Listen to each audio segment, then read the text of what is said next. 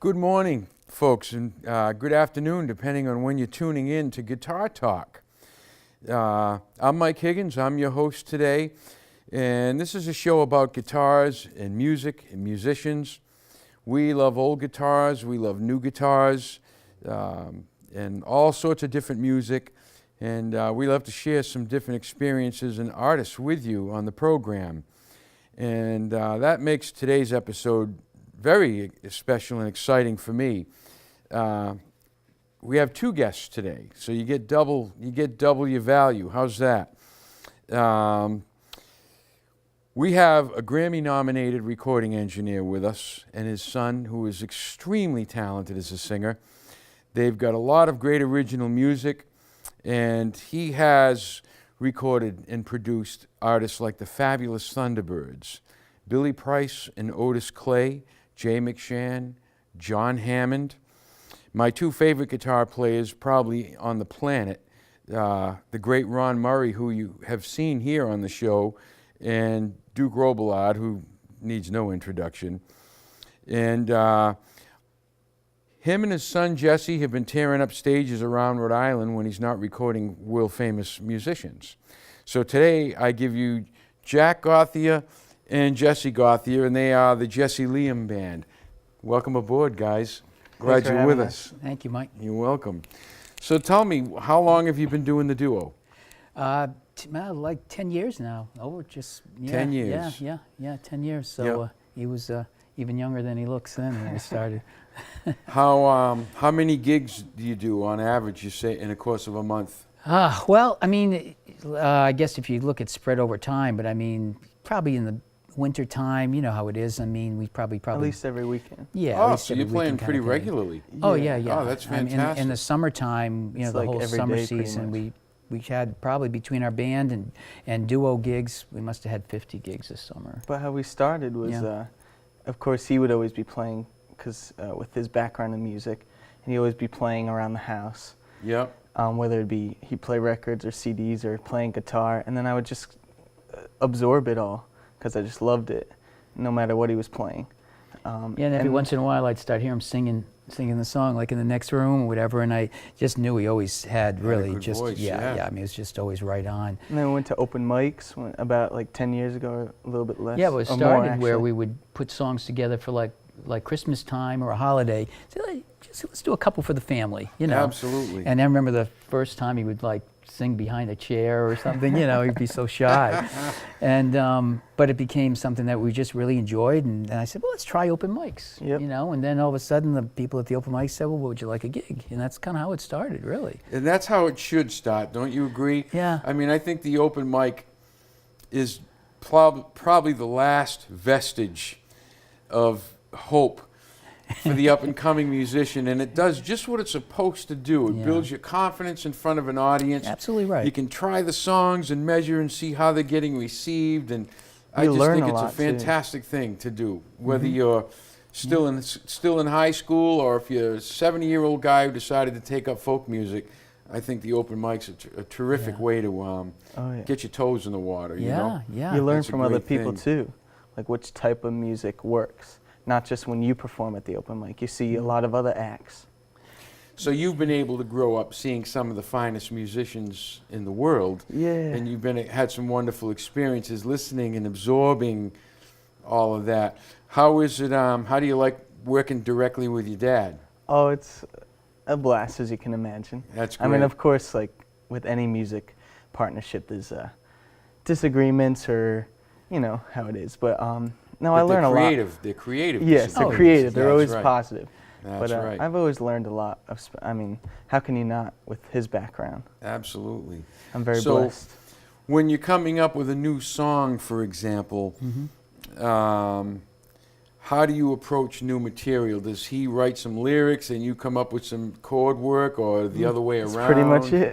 That's pretty You much got it. it. He comes, and I mean, you know, I've worked with some wonderful singer-songwriters through the Oh, yeah. years, and had the blessing of they've even mentored Jesse. Wow. And let us sing some of their songs on Yeah, our on first a very recordings. first recording, it's all covers, you know, not even covers, they're just songs from songwriters that I've worked with, and said, Yeah. hey, why don't you, you know, and so we'd listen to them, and there's this one great writer, Todd Tebow, who's just fabulous, and And he saw something in Jesse. He said, Jesse, you ought to write your own thing. And he gave him a book, a journal. A journal. He said, just write anything. And that's how it started. And I think it sat there for a year. I don't think he did a thing. And all of a sudden he comes and he's got, well, I got this, Dad. And started putting together. And I'm always listening to music, so I'm always studying the structure of songs and songwriting. That's right. It's a real craft. And and that's part of the thing we would discuss and really learn from these open mics. It was a great learning thing because we talk about it. I said, Jesse, what makes this song work? You know, like when we listen to the Beatles, I mean, there's a reason there's a verse and a chorus and a bridge and a verse and a chorus. Specific and order, you know, when we go and we go to the open mics and you know, everybody gets, you get 3 songs. Well, our 3 songs were like 3-4 minutes apiece. Right. You know where I'm going with this. That's Right. Four bridges and 16 verses that's later. That's people, one song for a lot of people, and we go, well, that's why it didn't really work. That's right. So there's a lot of this. That's the great interplay that we have. You can only write one American Pie or Wreck of the Edmund Fitzgerald, Or The Wait. Once every 20 years, a song like that might slip out, but it has to be a journey, and it can't labor on too long. It's funny. It always amazes. Exactly right. We always say it always amazes me. It's like, don't they listen to records and see what works? That's right. It's.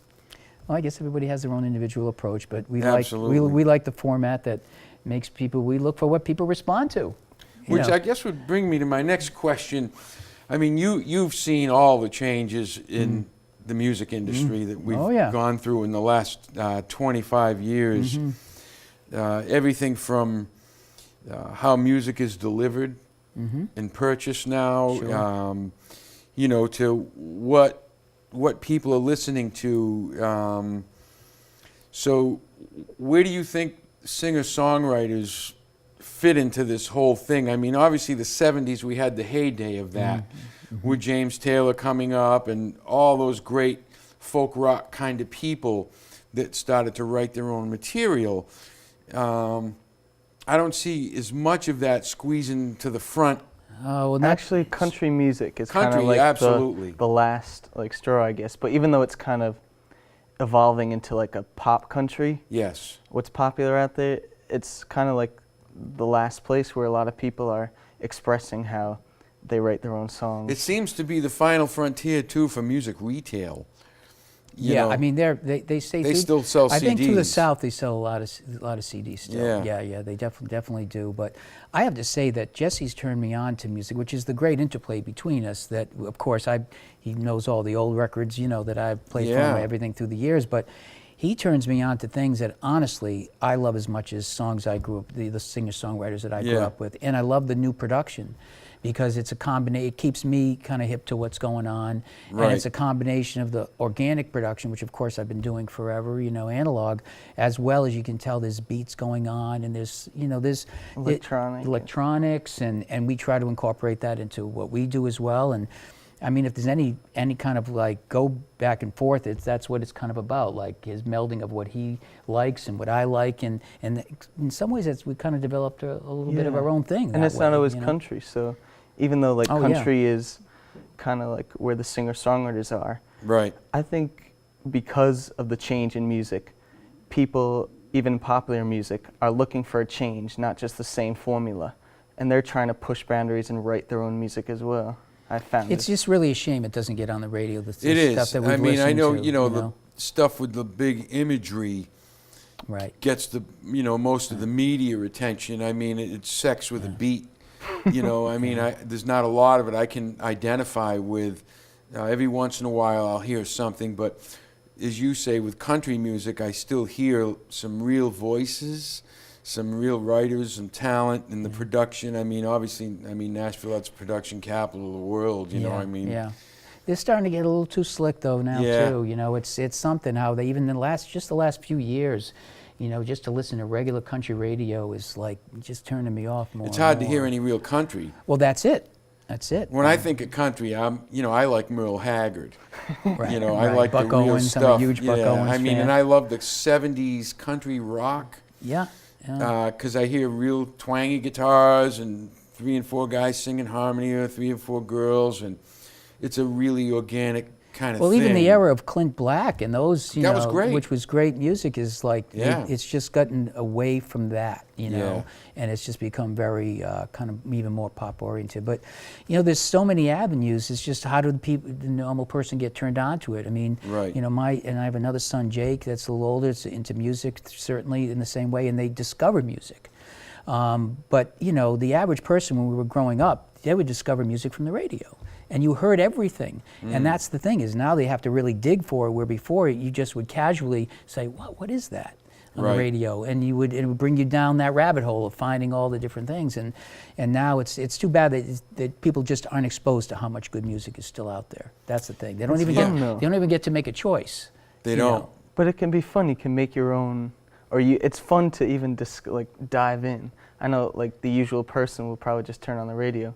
But that's what I love about music, is researching and just finding. And you guys songs. are performing live. I mean, and that's really what it's all about. You never, nothing makes you a better musician than doing live gigs. Oh yeah. So you get to get out there, you get to promote your CDs, and every time you do a gig, you walk away a better musician. I've always Absolutely. felt. And that's what it's all about. I mean, I think of some of the guys you've produced and recorded in the pretty recently, folks like Billy Price and Otis Clay. These are legends of R&B, and they probably can't get any airtime in today's world. Right. But their fans, they would support them through live performance venues and buy the discs like that. So that's what we got to do. So you still got to record a good CD. Yeah. You still got to do a great job recording a great song that's performed well. So those basic ingredients, it seems, have to still be intact. And what do we always say is like, a good song can be translated to just like today, it's just going to be the two of us without our band.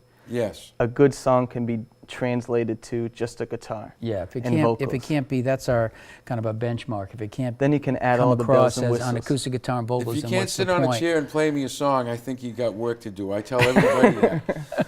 Whether it's a piano player, singer, or a guitar singer. When folks used to come over to my little humble recording setup, that would be the first thing I'd say: sit there and play your best song for me. Yeah.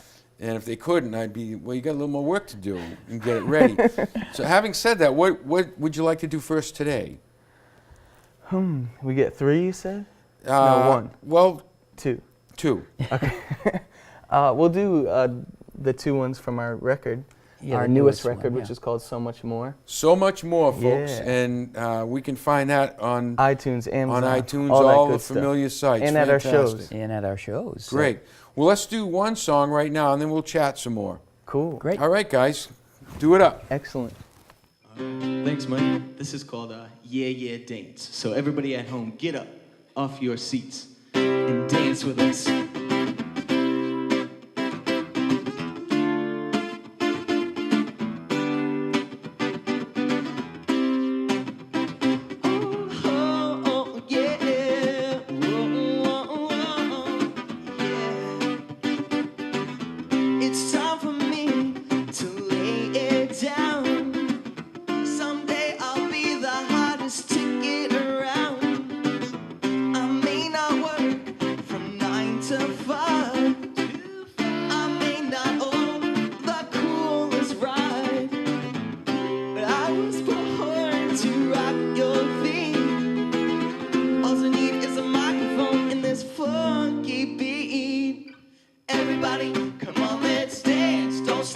Just take a chance.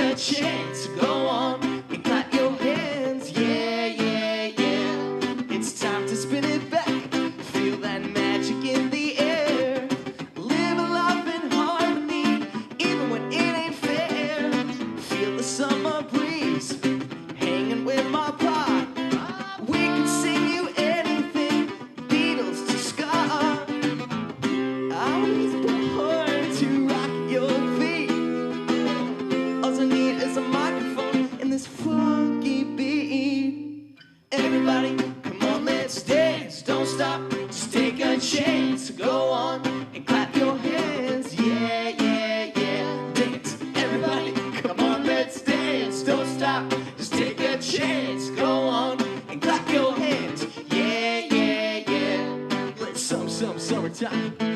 It's summertime, summertime. It's summertime, summertime.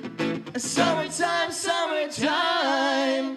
Everybody, come on, let's dance. Don't stop, just take a chance. Go on and clap your hands. Yeah, yeah, yeah. Everybody, come on, let's dance. Don't stop, just take a chance. Go on and clap your hands. Yeah, yeah, yeah. Everybody, come on, let's dance. Don't stop, just take a chance. Go on and clap your hands. Yeah, yeah, yeah. Dance. All right. That was great. Thank you guys. That Thank was you. fantastic. Great song. Oh, thanks. Great song. Is that one on the latest CD? Oh, yeah. Yeah. Yep.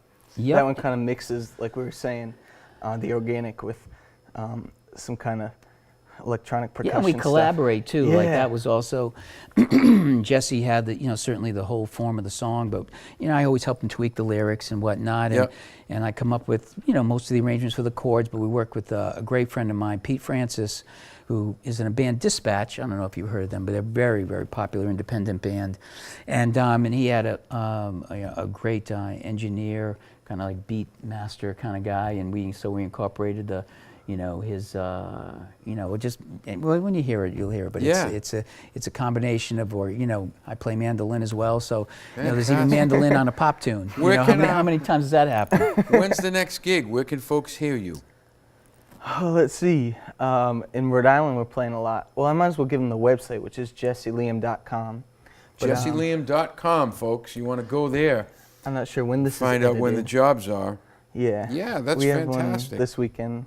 Usually every weekend we have something. So. Yeah. Yeah. And we're also just starting the beginning our Toys for Tots Oh, that's campaign. right. We're really big with around Christmas time. This is the one great thing Oh, that yeah. Jesse, well, I consider it a nice thing that him and I do together. Oh, yeah, that's awesome. Is raising Toys for Tots every year. All our shows are dedicated to that. The Christmas, the Excellent. whole season. Sometimes the Marines show up and. Yeah, it's really the wonderful time and great fun, and Yeah, and giving sometimes back. we also want to mention certainly our band, because we play as a duo many times, but we also play with our drummer as a trio. He's an amazing percussionist. His name's Mike DeQuattro, and he's also, of course, a fabulous drummer. And then we have an exceptional bass player, great guy too, Joe Bentley.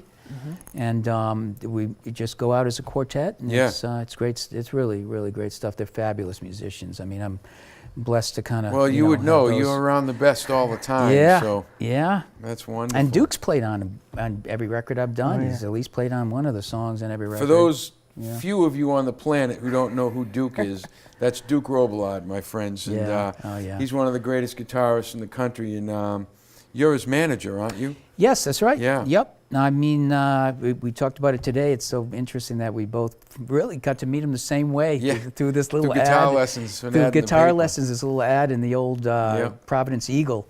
And we've been dear friends. He's been, a great mentor to me ever since. Of And course. I'd like to add, folks, you'll have an opportunity to see the legend himself this Thursday night at the Sandbar Grill here in Taunton. We have a blues series every week, and we're bringing in some of the finest blues musicians in the country.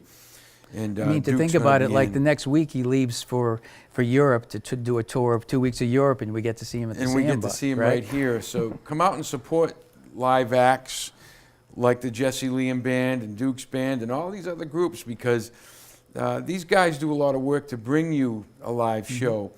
And in a world of video games and internet, it's getting harder and harder to get people off the couch. So come out and see these guys, especially these guys while they're still local. You might not have that chance so easily down the road. So keep your eye out for that. Thanks, you know? Mike. Thanks, Mike. Absolutely. Absolutely. It's such great fun doing it with him, of course, and I mean, doesn't get better than this, right? That's right. That's absolutely correct. What are you playing for guitar there, Jack? Well, man, that is a wonderful guitar. It's a Baden, and it's actually a company. I didn't even realize till I went online to check on something the other day. They're already out of business. Yeah, Duke had made a great connection for me. It was from a developer that worked for Taylor, so he started his own company. I don't know how many years ago, but it's really wonderful. I love the subtlety of the guitar. It almost has a you know, it's a new guitar, but it actually has kind of a Art Deco-ish look almost, you know, and it has an amazing Aurora pickup system that is just fantastic. And I'm a Dreadnought player myself, so I always gravitate toward the Dreads. Do you, is that kind of your go-to songwriting guitar? Yeah, well, I have lots like you do. Me too. I mean, but there's sometimes there's one that you don't even think, you just grab. I mean, I kind of do, but I honestly, like, I really have, I try to, I used to always keep my guitar in cases. You know, and I never do that anymore. No, you know, isn't it funny? It's just like, I even have them in my bedroom, you know, like, so I can wake up and see them in the morning. I have a humidified room, my little music room, and yeah, so it's funny, as you know, a different guitar can just do different things. It can just take you right? in a different direction. If you grab a Telecaster, you're going to do something entirely different than if you were to pull an arch top off the wall. Exactly, and I have a or great whatever. But when I'm in a songwriting mentality, there's two acoustics. I'm either going to grab my old 1970 Guild. It's like a destroyed pair of sneakers you can't get rid of, that you just love. Or I grab one of my Martin D45. And I don't baby it. I mean, it's an expensive guitar, but it's all scratched and marked up because it gets utilized. Yeah, for me, I have a Martin D41, you know, a They're fantastic, 71, aren't and they? oh my God, the thing Exquisite. sings like a piano. I mean, it just is just extraordinary, and a great Gibson SJ 64 SJ. Oh yeah, the Southern love. Jumbos are fabulous instruments. Yeah. Oh yeah. Do you guitars are inspirational. Do you have any magic tricks you'd be willing to share with mic placement on Dreadnoughts that can get a little boomy and bassy? You know something? It's always about using your ear, and a lot of times what I do is I'll go with, of course, because if you're using a single mic, I'll use my ear, block out my right ear, whatever, go right in front of the guitar, and as the person's playing, I'll just like listen to where the best place is. But if something's boomy, I usually find you go a little bit more towards the, like around the 12th fret or so, more towards that end of things, versus near the sound hole. The sound hole where it's going to give you a... Yeah, and actually some of that boominess can also come from the fact that the microphone, should be tilted. I always tilt the microphone to be a little off axis so you're not getting any standing waves that can cause that kind of boominess. You know, the world famous flamenco jazz man that you've recorded, our friend Ron Murray, he told me that nobody in his life in the music business, that's literally how he said it, had ever captured his nylon string guitar as good as you did. Really? Yes, he did. Wow. He said he's always found it very difficult in every studio he's been into for anyone to be able to get the high end just right with the mic placement. And he said that you did back when you were using, I think you might have had ADATs at the time. Yeah, it probably was, ADATs. Back in those days, oh, God, those evil things. But he spoke so highly of just your ability to capture that. Wow. Well, that's very generous of him. Yeah, me. yeah, and it always comes down to the player, Mike. I mean, I like to think that, I used to, when I was growing up doing this, I'd say, why can't I get the sounds that everybody else is getting? Why don't I sound like Duke Robillard? Well, it's like, well, or even when I'm recording people, too, it's like, why can't, and it really always, I think I know what I'm doing, but I make the right mic selection, but it really, really comes down to the player and the instrument and the song. It's always that. It's really always that. I mean, I used to see guys come in and spend 5 hours getting a drum kit, getting it right, and then some guy would come in with his drum kit it was properly tuned, maintained. Takes no time and all of a sudden there was a great drum mix up and running in about 45 minutes. That's it. Put the same microphones in front of everybody else, it totally is that. Well, listen, why don't you give us another song? Cool. Sure. Absolutely. That was a great one. I think our viewers would love to hear another one of your originals. All right. Excellent. You got it. All right, do it up. Here's another song. It's called It's Alright. Because in the end, it's alright. It's off our record, This Is Where I Am. I can still hear the clock ticking my sleep away. That starts the day, but it's alright. Too much pressure I've got. Deadlines come fast, but with you it's laid back. It's alright, alright. I'm saying it's alright, 'cause I know you love me. You have just what I need to get by. Hey, now what you gonna do? Hey, now to, put your hands in the air. It's alright. You're a good distraction from all the noise in the world without saying a word. It's alright, alright. I'm saying it's alright, 'cause I know you love me. We'll have our time, just you and I. Hey, now what you gonna do? Hey, now you wanna come too? Put your hands in the air. Yeah, it's alright. Hey, now what you gonna do? Hey, now you wanna come too? Put your hands in the air. It's alright. Your hand in mine tells me that it's alright. And all the madness clears up in my mind, yeah. You're my favorite place to hide.